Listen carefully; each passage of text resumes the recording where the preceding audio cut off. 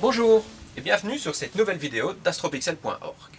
Aujourd'hui, on va s'attaquer à l'observation solaire, plus précisément l'imagerie solaire en H-alpha. De quoi on va parler aujourd'hui? On va parler de l'utilisation d'un grand diamètre pour l'observation solaire. Est-ce que c'est intéressant finalement d'avoir un télescope de 15 cm pour observer le Soleil dans des conditions qui sont loin d'être bonnes? Aujourd'hui, nous sommes fin février, on a quand même un panel de mauvaises conditions qui est réuni. Le ciel, il a l'air bleu comme ça, mais vous allez regarder tantôt, vous verrez qu'il est très voilé. Pas des bonnes conditions de transparence. Nous sommes fin février, l'observatoire est situé à 51 degrés de latitude nord, autant dire que le soleil est très bas. Donc, beaucoup de couches d'atmosphère à traverser. On vient de finir un hiver qui a été particulièrement nuageux et rigoureux, donc les conditions de turbulence m'ont l'air loin d'être idéales.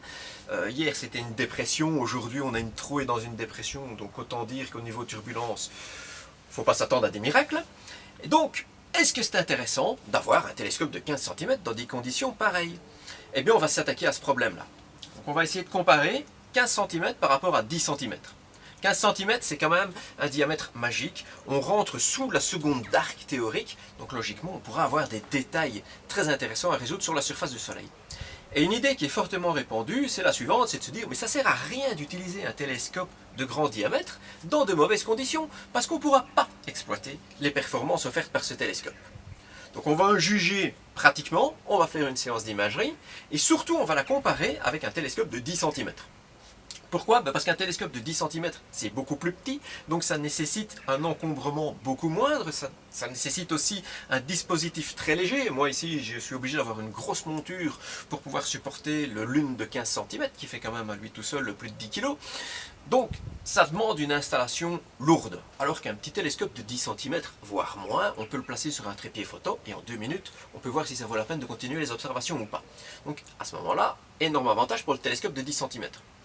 Et donc, la question qui se pose, c'est est-ce que ça vaut la peine d'avoir un grand télescope solaire si la plupart du temps, on est dans de mauvaises conditions d'observation? C'est le cas ici. On est en bord de mer. Alors ça, c'est l'avantage au niveau du seeing, c'est que quand le seeing est bon, on a un courant d'air qui n'est pas perturbé, donc un ciel qui est plus ou moins stable. Mais par contre, ici, dans le nord de la Belgique, on a quand même dans des systèmes dépressionnaires qui sont très courants, qui viennent à répétition. Donc les observations solaires ou astronomiques, on ne sait pas les faire fréquemment. Alors, est-ce que ça vaut la peine d'avoir ce matériel-là? Pour réaliser ces tests, je me suis confectionné un petit diaphragme de 10 cm. Pourquoi? Si on veut faire le test dans des conditions valables, il faut que les prises de vue entre 15 cm et 10 cm se succèdent très rapidement pour essayer de conserver toute une série de paramètres identiques au niveau du seeing, au niveau des voiles nuageux, etc. Parce que ça prend trop de temps d'enlever le 15 cm et de le remettre. Donc on va simplement diaphragmer le télescope de 15 cm. Ici on a une observation utile de 10 cm. Ça correspond à un télescope équivalent au Lund LS100.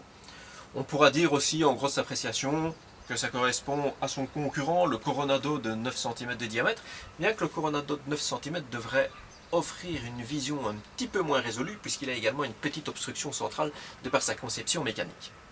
Donc, place à l'action, on va voir tout de suite ça en image.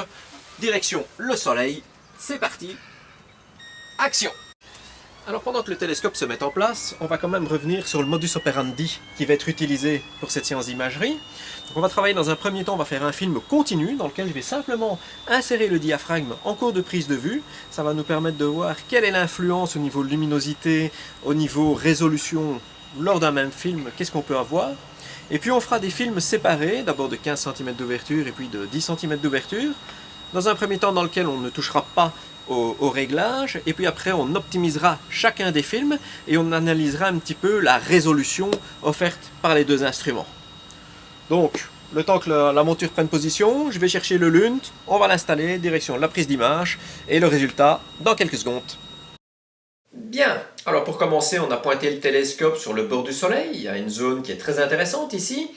On est à 15 cm d'ouverture, le gain est réglé à 251, et on travaille à peu près à 1/54e de seconde. Bon, il n'y a pas de miracle, hein, l'image est quand même très turbulente, on voit que le Soleil est bas sur l'horizon.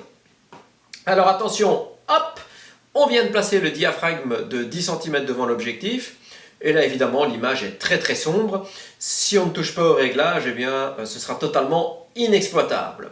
Bien, ben on va augmenter le gain à 399 pour obtenir une image qui présente la même luminosité par rapport aux 15 cm.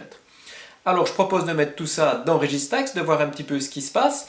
On va évidemment compositer le même nombre d'images, on va y appliquer ensuite la même force des wavelets pour pouvoir faire une comparaison valable. Pareil sous Photoshop tout à l'heure, on fera donc le même script pour finaliser l'image, donc ce sera un script identique pour les deux images afin de rester cohérent. On va faire la comparaison sous forme de calque avec les deux images. Donc, je vous conseille de regarder attentivement ces deux zones-ci qui présentent le plus de détails, qui ont le plus d'intérêt. On est passé de 15 cm, maintenant on passe à 10 cm. Donc il y a quand même une perte évidente de résolution au niveau de la tâche. Regardez également au niveau de l'éruption ce qui se passe. Entre parenthèses, on avait quand même une belle éruption très rapide. Là, c'était vraiment très intéressant. Ça évolue très vite entre les deux images qui se sont faites l'une après l'autre. Mais donc, si on regarde au niveau des détails, c'est clair qu'il y a une différence de détail entre 10 et 15 cm. L'image est beaucoup plus fine. Elle présente beaucoup moins d'empattement. Alors, retour au télescope. On l'a pointé cette fois-ci sur le centre du Soleil. Il est un petit peu plus lumineux. L'exposition est toujours au 1/54e de seconde. Par contre, le gain est à 150. Mais il n'y a pas de miracle. Malgré ça, l'image danse dans tous les sens. La turbulence n'est pas avec nous aujourd'hui. Enfin, on va quand même poursuivre pour voir un petit peu les résultats finaux. Qu'est-ce qu'on va pouvoir obtenir? Alors ici, on a placé le diamètre de 10 cm. Le gain va plus que doubler puisque je suis obligé de le monter à 321 pour obtenir une luminosité identique. L'obstruction de 10 cm ne joue absolument pas sur la turbulence. L'image est tout aussi dansante. Là, l'effet de diamètre plus petit sur la turbulence est tout à fait nul. Alors, retour à Photoshop. Qu'avons-nous? On est sur l'image de 15 cm. Je vous invite à regarder la zone ici qui est quand même la plus intéressante. Il y a pas mal de détails au niveau de la structure solaire. Là, on a des fins détails, malgré que la turbulence était mauvaise. Alors, 10 cm. Bon, ben, l'image me semble beaucoup plus empâtée. Il y a moins de détails. J'ai l'impression aussi que le bruit a quand même bien monté par rapport à l'image précédente. Oui, c'est clair. On a un détail qui est beaucoup plus fin dans les 15 cm. À 10 cm, on sent qu'on force. L'image est vraiment forcée, plus bruitée, plus empâtée. Bon, ben c'est clair, c'est net. C'est sans appel, hein, je pense. Nous serons tous d'accord. Le constat est clair et net. Enfin, n'oublions pas que nous n'avons pas utilisé de fort grossissement pour réaliser ces images. On n'a pas utilisé toute la puissance du télescope. Et donc, même à faible focale, je pense que là, c'est déjà sans appel. La différence est énorme entre 15 et 10 cm.